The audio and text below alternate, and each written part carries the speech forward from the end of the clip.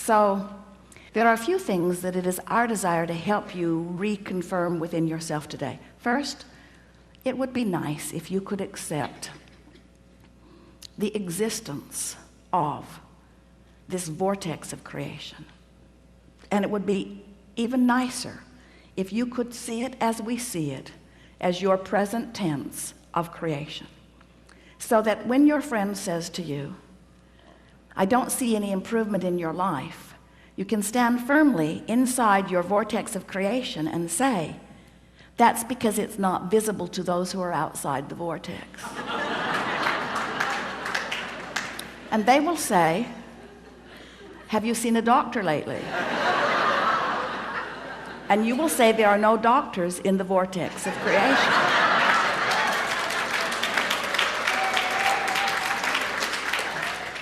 When you let being in this vortex, when you let tuning yourself into the vibrational frequency of all that you are be your top priority, you get so much life back. Do you know how many arguments, how many words, how many efforts, how much action is necessary just to keep you alive and out of desperation when you're not in the vortex?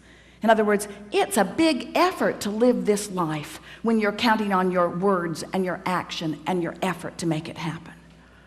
It's interesting. You could just have a conversation with one very well-meaning mother about her child that she adores more than life itself, and listen to all of the gyrations that she is going through in order to sort of kind of understand what's going on with her little boy and put it in the proper perspective, when really all she needs to do is step away from whatever's bothering him and away from whatever's bothering her and focus upon something that gives her access to the vortex, and from inside the vortex everything's clear.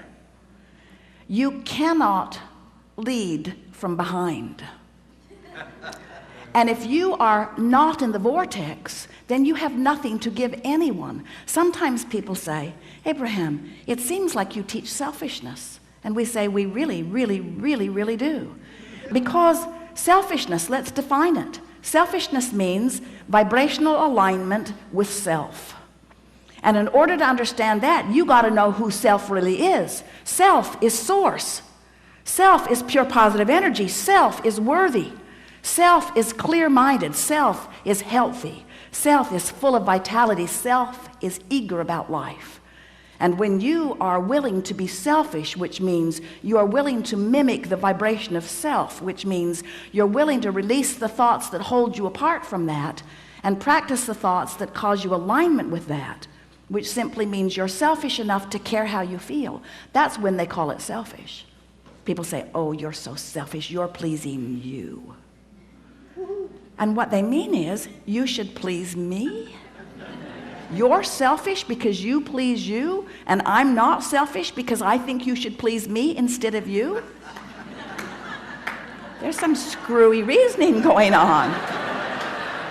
And every time it matters to you to please them instead of you, oh, it's such short-term gain, such short-term gain. Because when you care about how someone else feels or how they are responding to you, so you behave in order to affect their response to you, you do them a very big disservice, because you teach them that through action and demand or cajole or control or power, that they can wrestle their life to the ground. And there's hardly going to be anybody as cooperative as you. Think about it. Have you ever had someone who was so cooperative they'd just do anything for you, and then they were the only one who would behave that way? So you just had that one friend? Often it was your mother. You weren't really ready for the world, were you? But when you show yourself that you have the power to come into alignment, not just with who you were before you were born, but with all that you've become ever since, not just with you and all you've become, but with Source itself, When you show yourself that by being selfish, which means by reaching for the best feeling thought you can find on whatever subject is active, when you care about being in the vortex, you care about being in concert with the energy that creates worlds. And one who's in the vortex, one who's in alignment with that energy, is more powerful than millions who are not. It's such an interesting thing to watch what goes on in your planet, because you are so good at step one. Most of you have made such a career out of step one. You sift through the data, and you know what you don't want, and you know what you do want, and you know what you don't want, and you know what you do want, and you know what you don't want, and you know what you do want, and you know what you don't want, and you know what you do want, and you know what you don't want, and you know what you do want. And sources over here, knowing what you want, being what you want, sending out a signal of what you want. Law of attraction's over here, gathering what you want, gathering what you want, gathering what you want, gathering what you want. You're over here.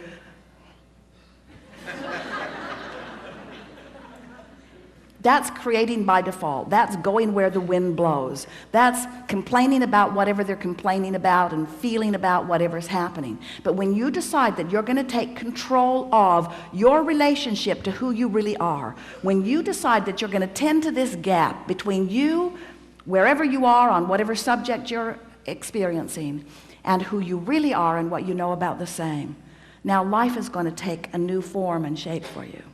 You're going to feel exhilarated. You're going to feel satisfaction. Those who are watching you will see you as someone who seems to create tremendously with ease. Those who are watching you, especially those who don't really understand the power of this vortex and the power of your deliberate alignment with it, they'll call you lucky. Many times they'll be jealous of you, because they'll watch your fortunes amass and your funds surround you, and they'll watch you in satisfying life experience. And when they say to you, "What do you know that I don't know?" the only thing that you can say to them that is of any real value to them is, "I figured out my relationship with me, and I'm constantly aware of my vibrational relationship to who I really am and what I really want. And I guide every thought I can to mesh with the wholeness that I am. I've become a deliberate thinker. I no longer create by default. I think on purpose, I speak on purpose, I act on purpose, and I don't do any of it unless I'm in the vortex." What do you mean? What's a vortex? What do you mean? What is a vortex? A vortex is a vibrational state of being that is the precursor of all positive motion forward of all that is. It's like encapsulated, condensed, straight up source. It's pure positive energy. It's the holding tank. It's the anchor. It's the touchstone. It's the place where all dreams and wishes and hopes are held until we find vibrational alignment with them. It's the eternal pool of well-being to which each of us have added mightily along the path of our physical experience. So this vortex, it is a reality even though you can't see it, but you can feel it. You know how your dog hears things you can't hear and smells things you don't want to smell? Because your dog has more acute sensitivity to sound than you do. Sound is just vibration, and hearing is just translating it. Smelling is just translating vibration. This vortex is something that while you can't see it, and while you may not be able to hear it, when you get in the vicinity of it, you can feel the deliciousness of it. And when you are far from it, you can feel the discord of not being close to it. Do you know that everything you feel all day, every day, is nothing more than feedback about your proximity to your vortex? So when you feel really ornery, you're vibrationally speaking not near your vortex. When you feel hopeful, you're right on the brink of it. In fact, this door to the vortex, this imaginary door in Abraham's fairy tale of the vortex, this vibrational entry point is somewhere between hope and belief. So when you feel hopeful about something, you're so in the vicinity that you'll be called in, you'll be swept in. Law of attraction will take you in. Law of attraction will take you in when there is not enough resistance to hold you out. How's that? If you weren't doing that thing you do that holds you apart from your vortex would take you in every time. When you slumber, in you go. But you wake up right where you were when you went in. If you go to sleep in the vortex, you wake up in the vortex. If you go to sleep not in the vortex, you wake up not in the vortex. You ever had an experience where you're ornery when you go to sleep? You sleep all night, you sleep pretty good, you wake up, still ornery. So the vortex is the source of well-being, calling you home, so to speak, calling you to all that you've created. And when you are not clinging with resistance to some thought that keeps you from it, it takes you right in.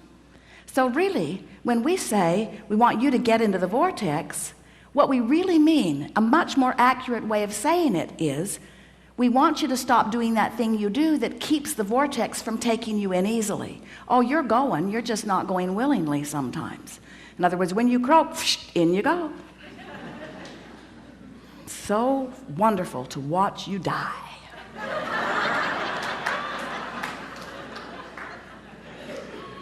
Moving immediately into all that you have become, all that you've asked for. But we don't think you should have to croak in order to be in the vortex. We don't think you should have to croak in order to be what life has caused you to be. So, as we're moving forward today, we're eager to talk with you about whatever it is you want to talk about. And it is our desire to help you to find a vibrational stance, which means a mental approach, which means an attitude about whatever it is that you've got going on. We want to help you soften your resistance, because when you soften resistance, the vortex takes you in. And that really is where you belong. You belong inside that vortex where rendezvous with exhilarating things can happen all day, every day. Do you know that if this time-space reality has the wherewithal to stimulate a desire, so that the desire is in present tense already gathered in this vortex of creation, that this time-space reality has the wherewithal to give it to you now. And the only reason there is a gap between you putting it in the vortex and it showing up where you and others can see it and smell it and hear it and taste it and touch it is because you've got more resistance about the subject going on than you do belief or expectation about the subject. That's all. You just got to move yourself into more expectation.